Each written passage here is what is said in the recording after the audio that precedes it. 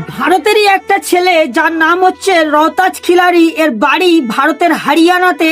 ইউরোপের সব থেকে উঁচু পাহাড় যার উচ্চতা 5641 কিলোমিটার।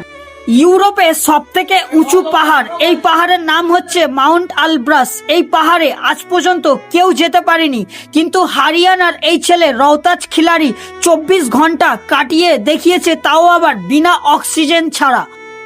রওতাজ খিলাড়ি বলে এই ছেলেটা 2013 সাল থেকে কন্টিনিউ চেষ্টা করে, সর্বশেষবার 2026 সালে 26শে জানুয়ারির আগে সফল হয়েছে।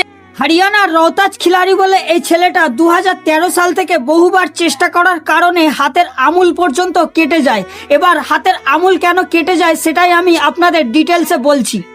মাউন্ট আলব্রাস পাহাড়ের ওপরে -40 ডিগ্রি ঠান্ডা থাকার কারণে আপনার শরীরের সাথে বরফের সাথে যদি যে কোনো কারণে অ্যাটাচ হয়ে যায়, তাহলে আপনার শরীরকে কাটিয়ে বরফের লেয়ার থেকে আলাদা করে নিতে হয়।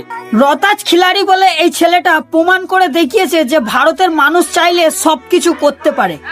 এবার ইউরোপে সব থেকে উঁচু পাহাড় মাউন্ট আলব্রাসের ওপরে ভারতের জাতীয় পতাকা গর্বের সাথে উড়বে। জয় হিন্দ, বন্দে মাতরম।